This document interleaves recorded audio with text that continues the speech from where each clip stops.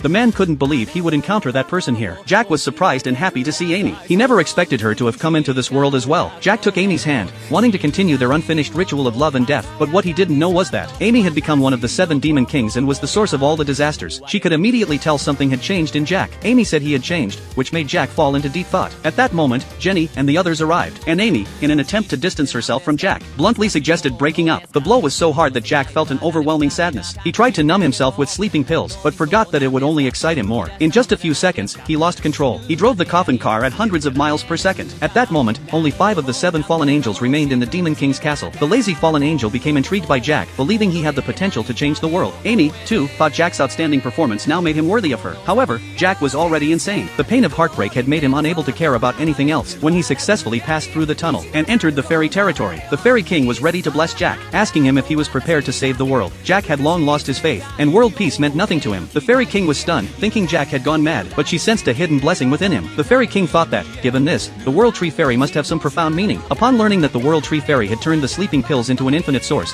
the fairy king became even more puzzled. At this point, other fairies were unhappy with Jack's neglect and wanted to send him back, but the fairy king asked the fairies to calm down. The man once known as a hero had received a blessing but failed to bring peace. Now the world was in chaos, and the fairy king believed Jack's presence had a purpose. She firmly believed that Jack had been guided here by the will of the world. Thus, the fairy king blessed Jack to reunite with his destined one. Whether or not he would save the world didn't matter, as long as he continued to live and move forward. As a gift, the fairy king gave him a whistle, telling him to blow it when in trouble, and the fairies would appear. Meanwhile, the others were still discussing plans when Jack drove out in the coffin car, only to crash into a villager's statue. The villagers, furious, demanded that Jack compensate them. Without hesitation, Jack blew the whistle the fairy queen had given him.